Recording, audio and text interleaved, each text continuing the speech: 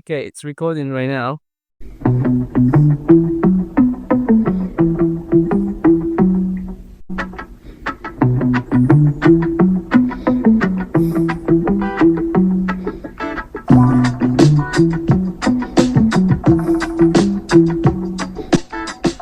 Welcome to the Amazigh Dude, the podcast where we explore cultural identities, historical narratives, and the forces that shape them.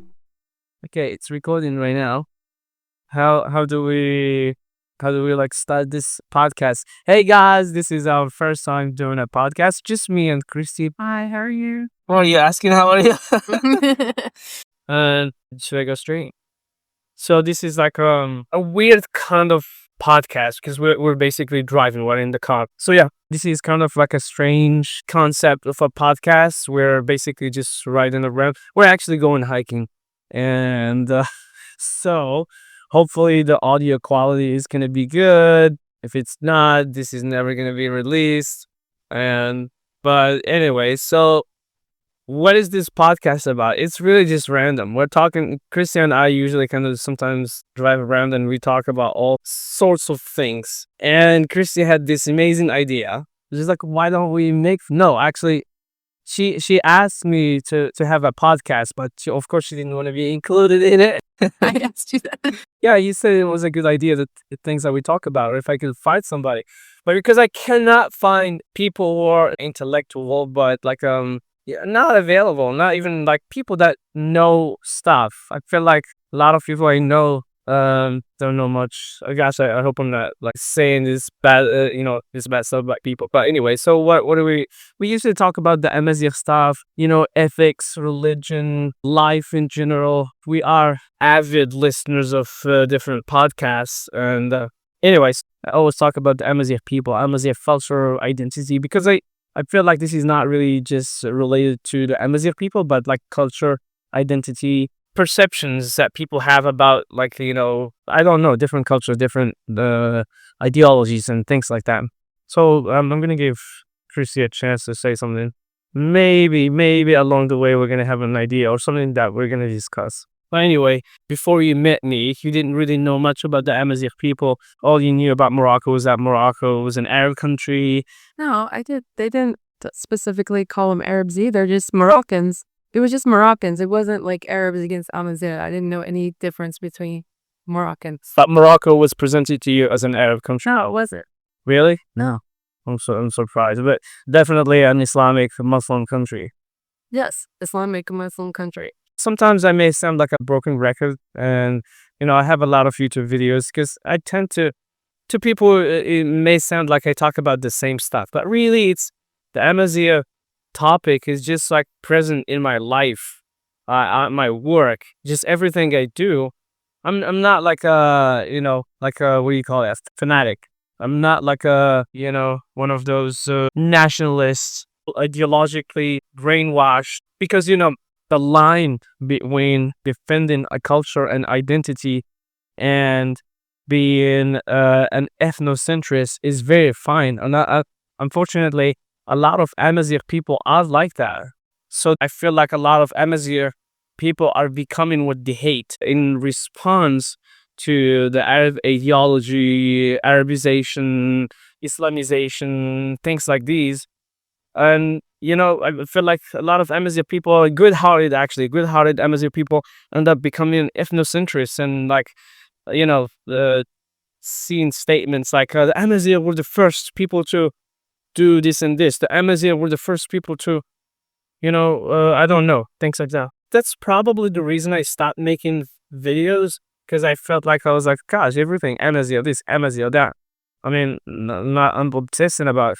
I was afraid of ending up becoming, I just missed my turn, becoming like an ethnocentrist that, ends up hating other cultures. But I know I don't hate. Well, everything needs some balance, Yeah. Like, I just remember you starting to talk about it and you didn't seem to be proud of it, at first. But then the more you got to know it, the more you loved it. So that's I think that's what your message is out there, is the people that are that background. So they'll love it again. That they'll love their culture. They'll love their language. They'll love, what they came from. Yeah. But I think initially I really wanted to avoid just making videos, and I wanted to kind of have a conversation with somebody, an interesting, challenging conversation. Yeah, I want it to be challenging that challenges my opinions. I'm still open to that idea. I'm still open to having other either Amazigh individuals or non-Amazigh and challenge me about my views and stuff. So I have a very strong sense of justice and equality, equity, things like that. And the more I learn about the history, it's not even just the history. It's just like a lot of things that I would describe as subtle things that are not very visible to people, but they are there. For example, I think I wrote an article or a post, I don't know, talking about the hidden tension between the Amazigh people in Morocco and those who describe themselves as Arabs. Morocco is sometimes presented as a safe, stable country, which is true. It's really, I think it's one of the safest countries in Africa, actually, and most stable. But there is a hidden tension. It's probably stable and safe because one group of people are making the sacrifice. One group of people basically choose to be the bigger, like the bigger brother, I guess, if I can even use that description. Which one are you talking about? I'm talking about the Amazigh people. So I can give you an example. So Morocco seems stable and safe. But if this topic was to ever be really like, if there is an awakening of people and start talking about this very, very often, I think it may really lead to some instability. But hopefully that won't be the case. Hopefully the rest of Moroccans, Arabized Moroccans, will just be tolerant enough, compassionate enough to understand our reaction. And the topic is, for example, when you describe Morocco as an Arab country, a lot of Moroccans don't care. If an Amazigh person says, well, like, when you say it's an Arab country, you're really isolating, marginalizing, excluding the Amazigh people. You're excluding us. So Do you think they mean like Arabic speaking country? they really do mean an Arab country, like an ideologically Arabs, and Amazigh are just a minority. But of course, they know the Amazigh people are not a minority. So here, they know that we are the majority and the rest are just Arabized. But every time you talk about it, every time you say something, every time you correct them, you start to see the insults, you start to see their true colors showing up. So that gives you that sense that it's not really stable after all. It's not very, unified. It just really means that one group of people, who are the Amazigh people, are making a sacrifice. And I keep using this word. I used it in one of my articles. They really do make a sacrifice because they're deciding to basically look away. Kind of like fading into the background, or? Well, it is more than just fading into the background. It's just like really, and a lot of Amazigh people hear that all the time, and they just don't think about it too much. I think they have kind of accepted that terminology, but like a lot conscious, I would like to call them conscious Amazigh. Conscious Amazigh basically don't like it just bothers them. It bothers me a lot when someone says Morocco is an Arab country, or when they say the Arab civilization in North Africa and things like that. Because it really excludes Arabs. Did not do anything. It's impossible for a minority, which are Arabs. Arabs are a minority in the Muslim world. If you go to Qatar, they have like what, less than 2 million people. United Arab Emirates, they have less than, I think, 4 million people. You go to Saudi Arabia, I don't think they are more than 10 million people. So most of the Gulf countries, which are actually the true Arabs, represent like a small minority. So how is it? And this is in the 2025. What if you go to the 7th, the 8th century when Muslims invaded North Africa? It's impossible for a small group of people to become a majority. What happened? They killed all the Amazigh people, so they are guilty of genocide, war crimes, or what happened is basically just a culture change. They did not replace the population, but they kind of just replaced the culture. And even though the culture in North Africa is still like purely North African, with of course some touches of the Middle East, mainly the religion and language. But other than that, practices and stuff, it's mainly anyway. I think just people need to be awakened to their true identity. Like, if they knew their DNA, if they knew they were Amazigh, they might shift back, you know? Okay, what do you think about the Amazigh people? I love them. We're more than just stuff. Than what we're. I mean, I don't want to say I was always jealous, but that's a good word just because I was never from a culture that had such grounding, such roots. And so I was always jealous of the fact that they had their language, they had their culture, they had their distinctness that I never experienced when I grew up. Just a community, the community feel. Just, I don't know, there's just such, I don't know, there's such goodness about them. They're pure-hearted, especially in the countryside. They're just pure-hearted people. I mean, I have questions, but I don't want to like make this podcast like go for like an hour or so. But I mean, in Morocco, every time we actually talk, not just Morocco, every time we talk about native people, we talk about indigenous culture. There is always this. I think Japan is really one country that was able to um keep its heritage, indigenous culture, but still kind of you know be modern in a way. Unfortunately, in North Africa, mostly, I'm not gonna speak for other North African countries. I'm gonna speak for Morocco, but I'm pretty sure it's probably the same. Like being a native and indigenous, always kind of if you want to hold on to the tradition, then unfortunately you kind of have to make a compromise. It's like you either live in the countryside, and in living in the countryside, you don't have access to a lot of these other things that you need for survival. For example, like More modern things. yeah, I mean, it's not just more modern things. So it's just always implies in Morocco when people think about the Amazigh people, their mind automatically shifts to okay, so Amazigh people, countryside, primitive, maybe uncivilized, and then you are not Amazigh, quotes Arabized, modern city people, uh, things like that. But so what I wish, So really, becoming Arab was more like becoming more modern. yeah, pretty much. So there's that association for sure. May not be, people may not be aware of it, but it's definitely there. It's subconscious. Like people always assume. I mean, at least that was my story when I was growing up, and being made fun of for being Amazigh, for speaking Amazigh, for having an accent.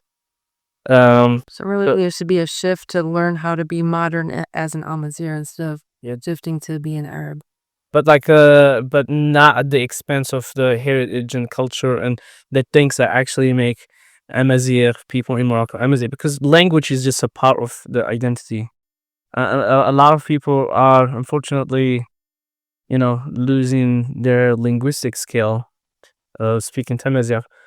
But but at the same time, there are other people learning Tamazight. But being an Amazigh is not just about speaking the language; it's about understanding the culture. It's about an identity. It's about like a attachment to the land. It's about all those practices that I know a lot of other Amazigh people don't have, like all the stories that I told you, like again collecting, Yeah, you know having you.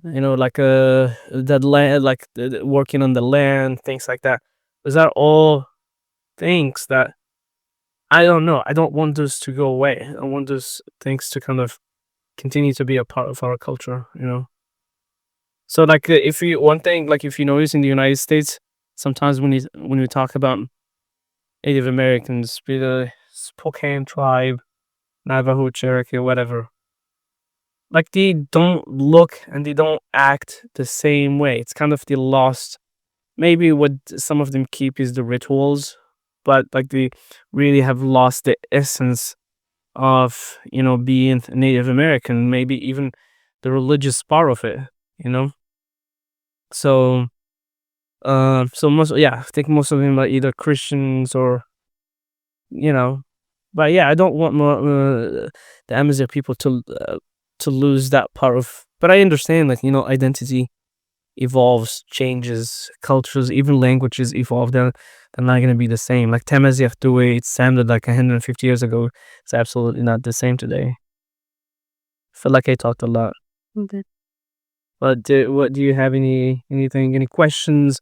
Think something that's kind of like you really don't understand, and you know, I know that one of the things that I always thought is like because of the Amazigh that I know are Muslim, but there's Jewish Amazigh, there's Christian Amazigh, there's Muslim Amazigh. Like it's not related necessarily to a religion. It's really just a people group, a culture. absolutely, yeah, like the Amazigh people.